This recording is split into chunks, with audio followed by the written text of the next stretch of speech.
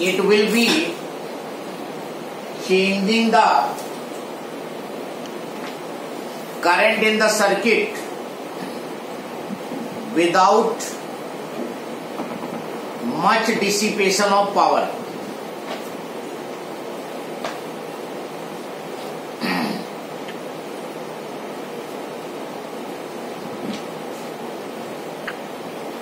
Sir Yes.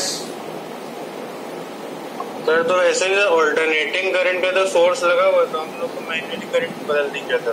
Alternating current क्या? Sir alternating current का source लगा हुआ है ना, तो मैन्युअली करंट बदल नहीं किया था। ऑल्टरनेटिंग करंट का सोर्स लगा हुआ है, हाँ, तो सर मैन्युअली करंट बदल नहीं किया था। बाई चांस तुम्हें कहीं कम करंट की जरूरत है, किसी अप्लायंस में ज्यादा करंट चाहिए, देन सबके लिए अलग अलग सोर्स लगाओगे। क्यों नहीं सर, तो हम मैन्युअली बदल रहे हैं ना।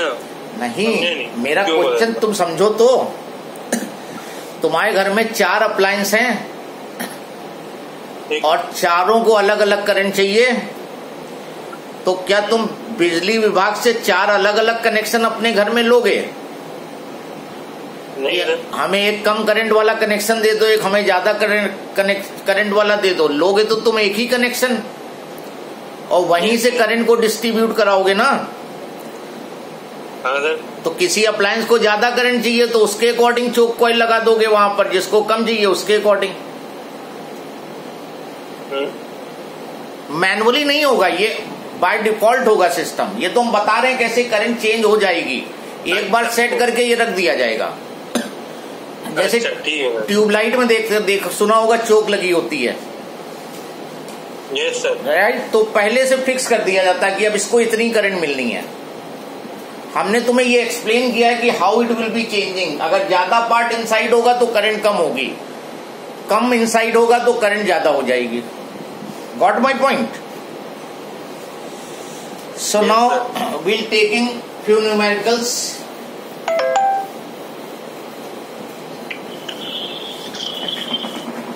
क्वेश्चन में ये फिगर गिवन है, this is the resistance, this is the inductor coil, this is the capacitor and this is your AC voltage 250 volt 50 hertz. This is 10 Henry 50 ओम। कर तो नहीं चुके हैं ये? 2 microfarad. Question number 52, calculate current and power factor. Calculate current and power factor. Calculate current and power factor for this circuit. इस circuit के लिए current और पावर फैक्टर निकालो।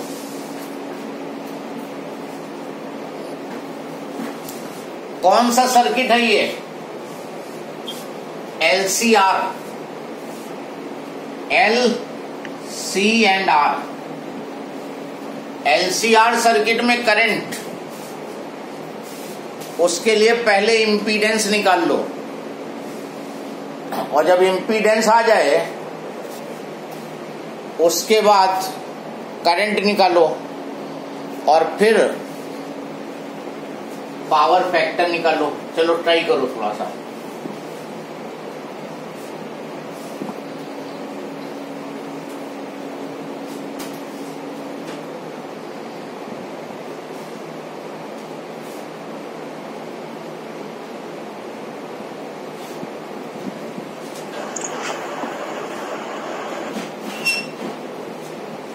सर 59 भी बता दीजिएगा इसके बाद। ठीक, किसी भी सर्किट में जब करंट निकालनी होती है तो पहले इम्पीडेंस तो तुम्हें निकालना ही पड़ेगा, और LCR का impedance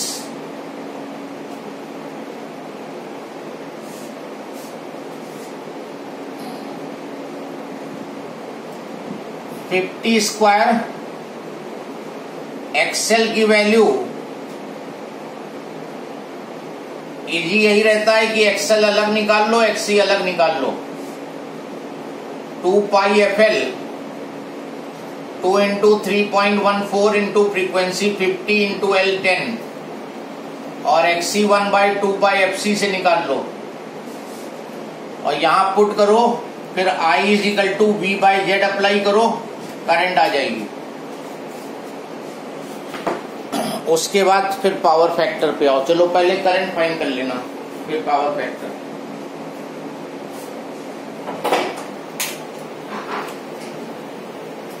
sir question 50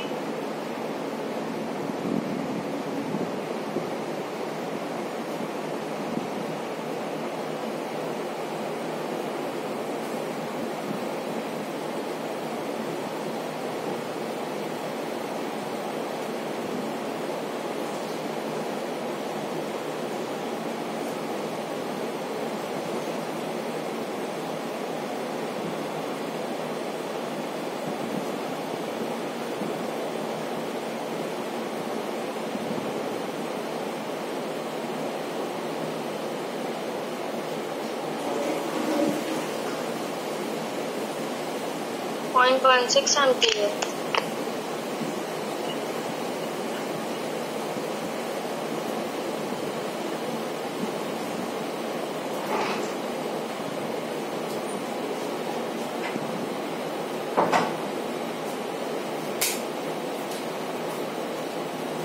Anybody got the answer for current?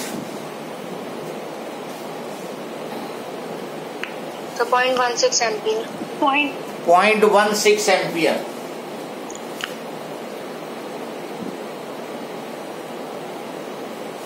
Sir 4 ampere. ये 31.4 ओम आएगा और इसको कैलकुलेट कर दो।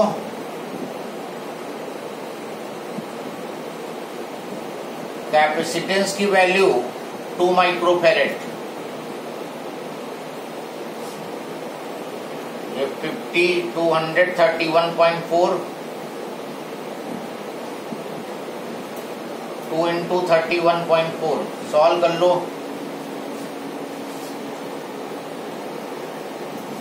सर हाँ सर एक्सेल शायद 3140 आएगा। ये वाला हाँ 3140। इसको सॉल्व कर लो और फिर V/Z लगा दो। V 250 दिया है, Z यहां से निकाल लेना। XL difference XC and find what you get.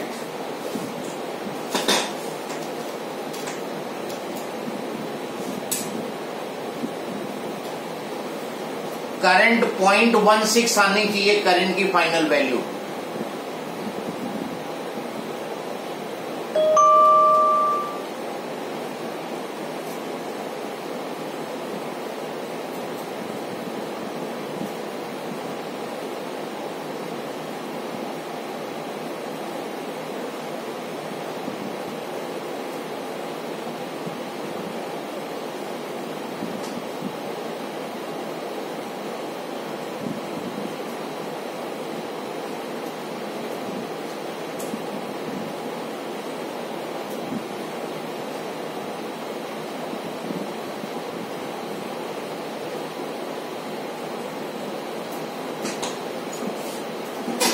आ गया किसी का? How much XC you are getting? 159.92 159 sir 1592 sir 1592 ओम। 1592 तो ये हो जाएगा 3140 माइनस 1592 का होल स्क्वायर। इसको सॉल्व कर देना, इम्पीडेंस आ जाएगा और 1548.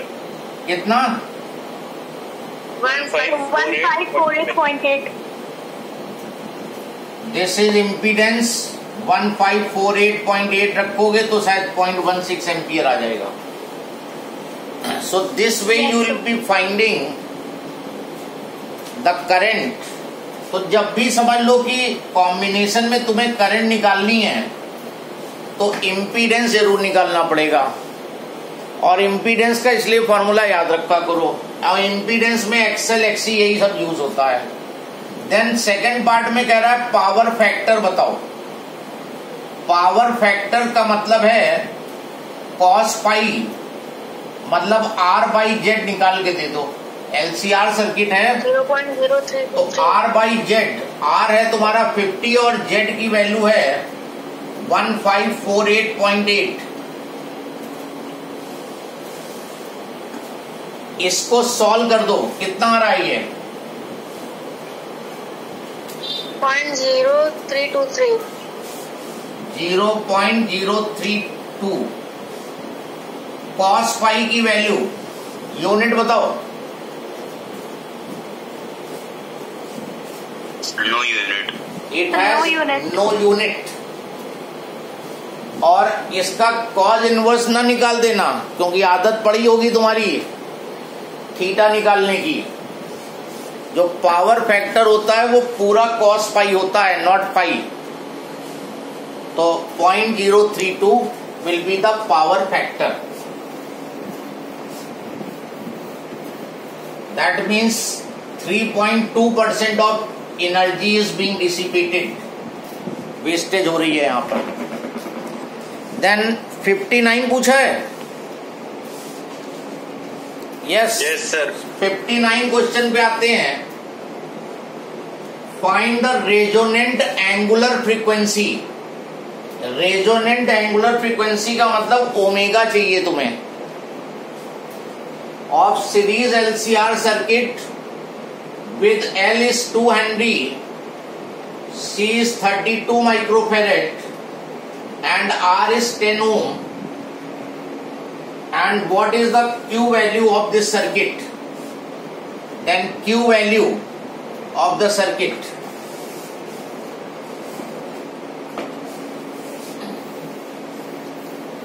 Now तो ये क्यू वैल्यू निशान नहीं क्या होती है? ओमेगा आर तो लगा दोगे 1/√LC।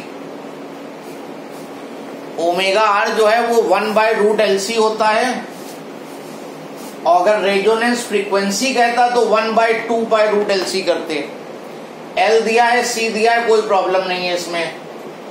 √2 इंटू 32 इंटू 10⁻⁻6 और यूनिट इसकी लिखना रेडियन पर सेकेंड। इसकी यूनिट जो रहेगी वो रेडियन पर सेकेंड लिखोगे। That will be coming 125। Solve करके ये 125 आएगा। देन Q वैल्यू जो होती है that is sharpness of resonance 1/R। ये फॉर्मूला बस याद रखो Q वैल्यू का, इसका डिटेल नहीं है तुम्हारे में ज्यादा। Q वैल्यू भी नहीं पूछा जाएगा एग्जाम में, लेकिन फॉर्मूला याद रखने में कोई हर्ज नहीं है। ये फॉर्मूला लगा दो, Q वैल्यू निकल आएगा। R मालूम है, LC मालूम है।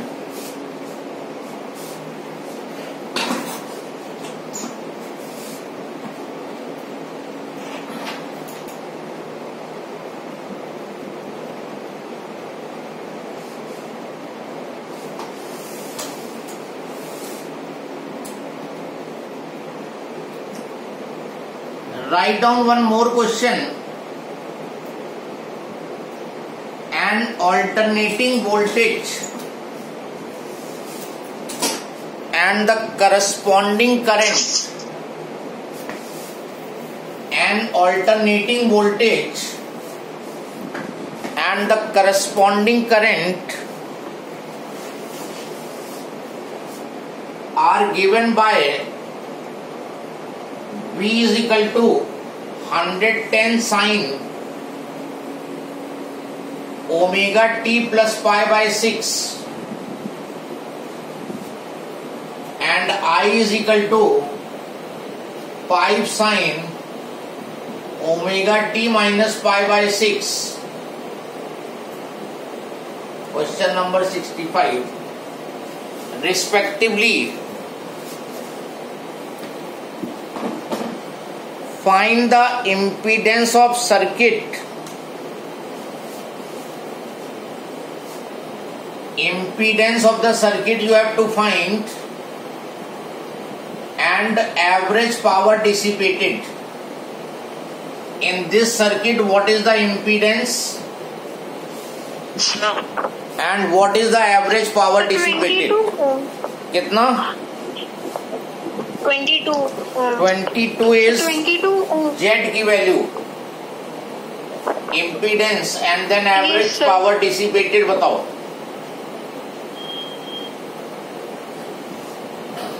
नाउ अगर इस इक्वेशन को देखो तो इसको करोगे V not sine omega T